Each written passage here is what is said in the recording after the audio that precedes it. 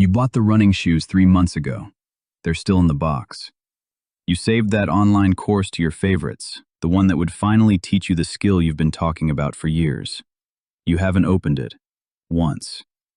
You told yourself this Monday would be different, that you'd start meal prepping, or finally organize your finances, or dedicate an hour each night to that side project.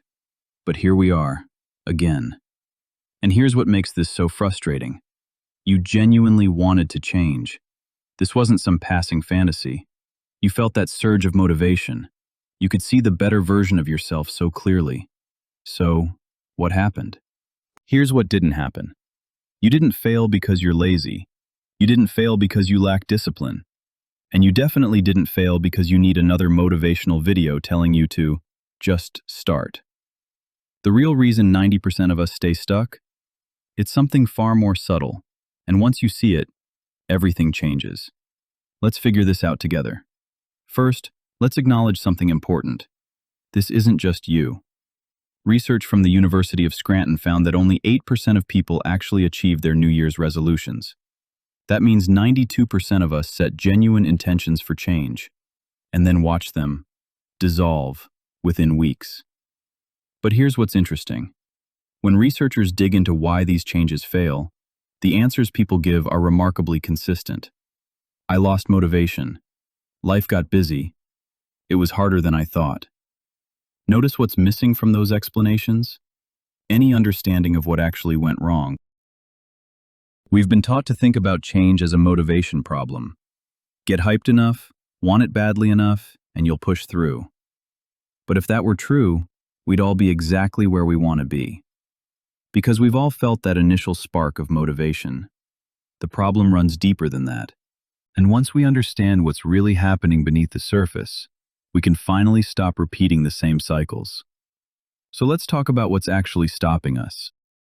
Every behavior you perform is essentially a vote for the type of person you believe you are. Not the person you want to be, the person you currently identify as. And here's where it gets interesting.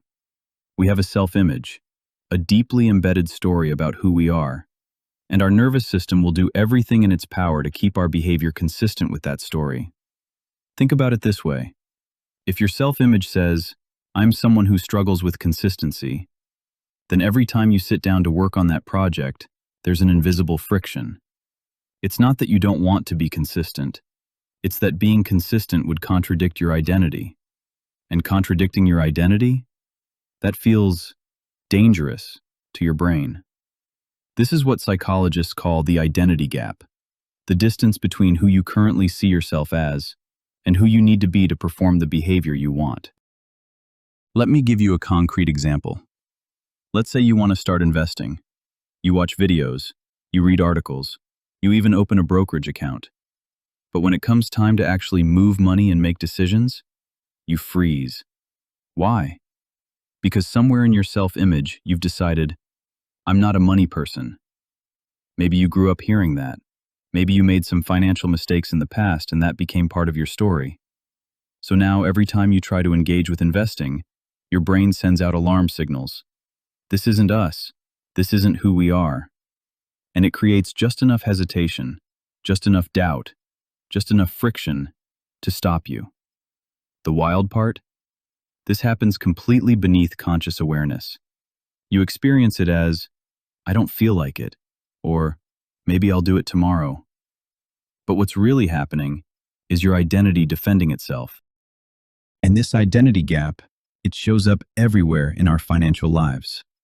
You can't stick to a budget because budgeting would require you to see yourself as someone who tracks things carefully. And your current identity says you're spontaneous or bad with details. You can't negotiate your salary because negotiating would require you to see yourself as someone who advocates for their worth. And your current identity says you're grateful for what you have or not pushy. You can't start that business because entrepreneurship requires you to see yourself as someone who can handle uncertainty. And your current identity says you need stability or that you're not a risk taker. Now notice this. Each of these feels totally rational in the moment. That's the genius of it. Your identity doesn't stop you with some dramatic intervention. It just makes the opposite choice feel more comfortable, more like you. But here's where this gets really interesting and where most people miss the solution entirely. Because the question isn't just, how do we close the identity gap? The deeper question is this: why did we develop these limiting identities in the first place? But here's the counterintuitive truth. These identities were protective. They kept us safe. Maybe growing up being spontaneous helped you cope with financial instability you couldn't control. Maybe being grateful for what you have protected you from disappointment. Your current identity made perfect sense at one point. The problem is that it's outdated. You're trying to navigate a new environment with an old operating system, and the solution isn't to shame yourself. It's to recognize it, understand where it came from, and consciously choose to update it. I want to introduce you to something I call the Self-Image Audit. It's a 3-step process that rewrites the operating system. Step 1. Name your current identity. Get brutally specific about the story you tell yourself when no one's listening. Finish these sentences honestly. I'm the type of person who I've never been good at. People like me don't. Write these down. You can't change what you can't see. Step 2. Trace the origin. For each limiting identity, ask, when did I decide this about myself? Usually there's a specific moment, a failure that became a label. Remember, this was learned, and anything learned can be unlearned. Step 3. Design your next level identity. Here's where most people go wrong. They try to leap from I'm terrible with money straight to I'm a financial genius. That gap is too big. Instead, we need a bridge identity. If your current identity is I'm bad with money, your bridge identity might be I'm someone who's learning about money. Notice the difference? There's no pressure to be perfect, just permission to be different than you were yesterday. Most of us treat our identity like it's this fixed, permanent thing. But identity isn't truth. Identity is a tool. The moment you recognize that you get to decide who you're becoming, that's when everything shifts. Those running shoes in the box, they weren't evidence that you can't change. They were evidence that you were fighting yourself, instead of updating yourself. So, here's what we're going to do together. Not tomorrow, right now. Open your Notes app, a journal, whatever you've got. Run through the Self-Image Audit. Name your current identity around the thing you want to change. Trace where it came from. And then design your bridge identity, the believable next version of yourself. This isn't theory. This is how change actually works, beneath the surface of motivation and willpower. And if this clicked for you, if you're finally seeing why you've been stuck, I want you to do one thing. Share this video with one person who needs to hear it. Because we don't grow in isolation. We grow together.